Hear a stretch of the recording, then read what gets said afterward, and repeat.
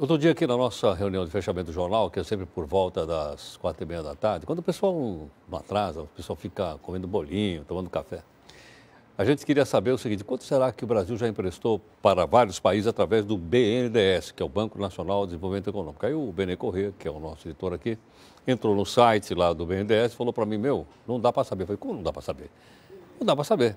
E aí a gente foi olhar no site, realmente não dá para saber. Tem umas explicações, deve ser para seres extraterrestres, não cidadãos comuns como nós, e a gente não sabia qual era o valor emprestado e nem para onde isso era emprestado. Sabemos, por exemplo, que foi emprestado para Angola, sabemos que foi emprestado para Cuba, sabemos que foi emprestado para Venezuela, sabemos que foi emprestado para o Equador, mas isso porque a imprensa publica, né? Tem uma hidrelétrica no Equador que tem na Bolívia também e por aí afora. Agora a gente não fica sabendo. Aí nós precisamos pedir socorro para alguém para saber se isso é legal ou ilegal. Para isso, nós temos aqui hoje, gentilmente, a professora Maria Estela Bastos, que é professora da Universidade de São Paulo. Professora, obrigado pela participação mais uma vez. Obrigada a você. Maria Estela, como é que faz isso? Eu, como cidadão, não tenho o direito de saber quanto é que o BNDES emprestou para A, para B ou para C? Claro, não tem só direito, mas como tem obrigação, porque a gente tem que cuidar para onde o dinheiro que a gente suadamente ganha vai. E é um absurdo como se cristalizou nos últimos anos essa conduta do governo de fazer empréstimos internacionais sem que eles passem pelo Congresso Nacional, o que é inconstitucional. Ele não pode fazer empréstimo internacional? Não, ele não pode emprestar, né? Quando ele pede, ele também tem que pedir autorização. Sim, mas os acordos internacionais, esses sobre os quais você se referia, de empréstimo do Brasil para a Venezuela, para Cuba, para a Argentina, esses empréstimos, eles são escritos num acordo internacional assinado pelos dois ou duas presidentes.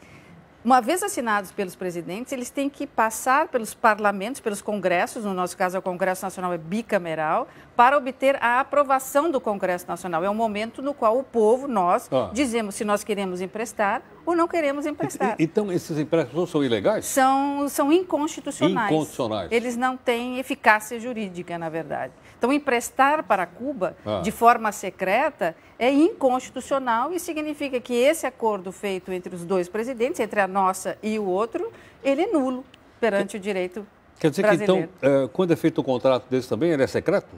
Ele não pode ser secreto jamais, justamente porque ele tem que passar pelo Congresso Nacional bicameral.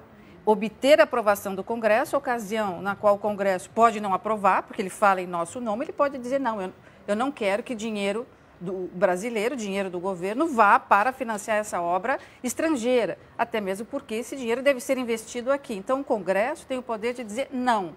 Só depois que ele diz sim, é que volta para a mesa do presidente, volta para a mesa da nossa presidente, e ela então confirma aquele ato que ela assinou lá tempos atrás. Bom, se não acontecer esse ritual, né, o acordo é inconstitucional.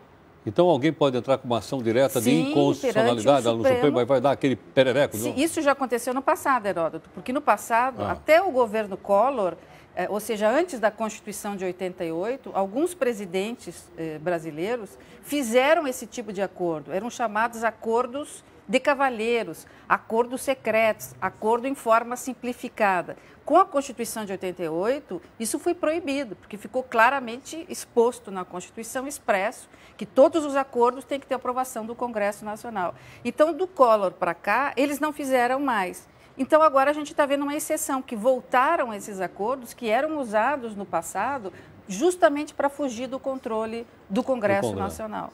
Então, qualquer um, né? O problema é que as ações de declaração de inconstitucionalidade, elas são promovidas por determinadas pessoas, o presidente da República, né? O procurador-geral da República, as federações e a Ordem dos Advogados do Brasil, o Conselho Federal. Sim. Nos anos 80, 70, o Conselho Federal da OAB entrou com uma ação enorme de declaração de inconstitucionalidade das renegociações que o governo secretamente tinha feito, o governo brasileiro, para renegociar a dívida externa, que hoje nós não temos mais. E foi um trabalho ótimo que foi feito agora, na época. Ninguém pensou nisso até agora? Nem a oposição... Se você não levanta essa lebre, ninguém... Se você não levanta, porque, nem a oposição... Eu não levanto por ignorância, pô. Mas a importância do jornalismo é essa, porque a oposição é que deveria fiscalizar, a oposição é que deve dizer, olha, eu estou aqui no Congresso Nacional, esse acordo não passou por nós, não passou pelo povo, ele não tem vigor. Volta para cá o dinheiro que foi emprestado, né? Ou devolva o mais rápido possível, ou preste contas ao governo de que forma isso vai voltar. Agora é o seguinte, e quanto às informações constantes do BNDES?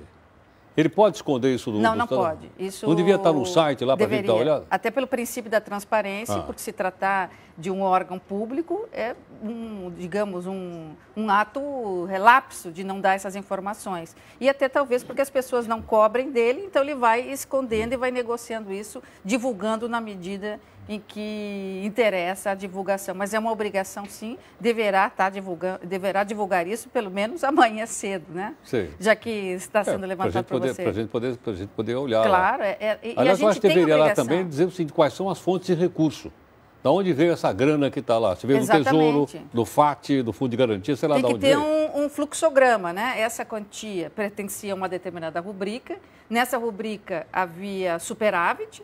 E esse superávit, então, o governo sugere que vá ser emprestado para determinado governo, para tal obra que vai nos beneficiar direta ou indiretamente. Então, essa explicação tem que ser feita. Quer dizer, mesmo e ela é feita no Congresso. Viu, Maricela, nós trouxemos aqui um representante da Fiesp que explicou que essa obra, por exemplo, em Cuba vai beneficiar muito o comércio brasileiro na região do Caribe e também nessa duplicação que está tendo aí no Canal do Panamá.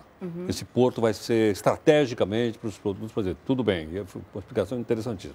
Agora, essa outra questão, isso não quer dizer que o Congresso não tenha que opinar, ou não tenha que saber. Mas, olha, é bom, vamos divulgar, né? Vai ser bom para o Brasil, ou se não é bom, não vamos concordar. É muito melhor divulgar, porque é obrigação, inclusive, do presidente, seja ele lá que for. Porque senão a gente só fica sabendo depois que está tudo pronto. Como é que nós vamos voltar atrás? Já foi feita a festa, já inauguraram o porto.